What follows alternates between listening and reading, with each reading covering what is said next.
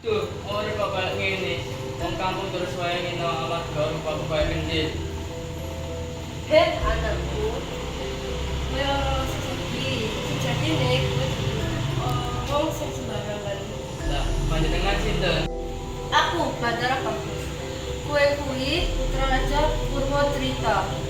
Nang biyen ibumu sirik, nyantet ibumu waktu ngendut. Iki asal ngomong kayak gini. Walah, terus aku bisa balik jadi ganteng. Makanya turun tekan, kue kudu urip 17 tahun kampung.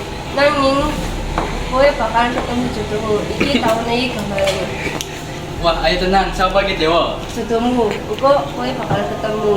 Saiki bali lan tulisono uripmu. Sebelah sampai ini kayak kendal urip. Sabar mbak, aku merasa tenan kok. Jenengku jaga kendil dengan sinten. Aku Widawati. Kowe tenang menungso. Nah, coba ora percaya nek. Mas kowe tenang menungso. Iya, aku tresno karo kowe. Loh, astagfirullah kamu dadak ngono. Aku wis janji, sapa wanita sing ketemu karo aku bakal tak lakoni bojoku. Nggih, nanging aku iki putri saka Madang Sawit. Ya wis lah, aku bakal ngelamar menyang ratonmu. Lah iki bocah sak dinune kok saiki balik saka ndi? Aku ketemu wanita ayu, Mbak. Jenenge Widawati. Walah kowe iki mesake banget. Kaya ngene kok wani-wani ngarep-ngarep bojo. Lho mbak, aja ngenyek. Nek anakku ya bisa karo wong ya aku dukung. Aku harus ngelamar.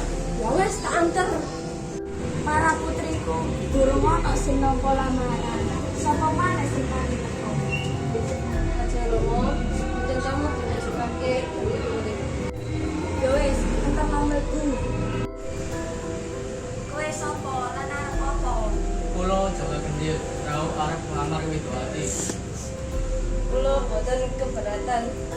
Kowe gelem pito ati jaga kendel kudu nindakake ujian keraton. Kulo siap.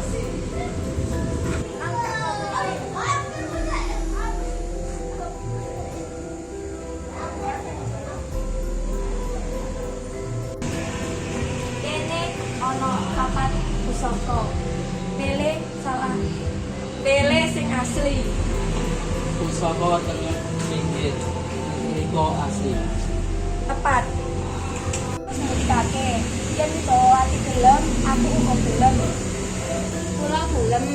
Ya wis kawina. Loh, Mas. Mas. Kenapa nih? Kutukan wis rampung anakku. Terus tulus Widawati ngirano kutukan kasebut. Loh, Mas iki kowe. Iki wujud asliku. Matur nuwun wis nampa aku sadurunge aku ganteng.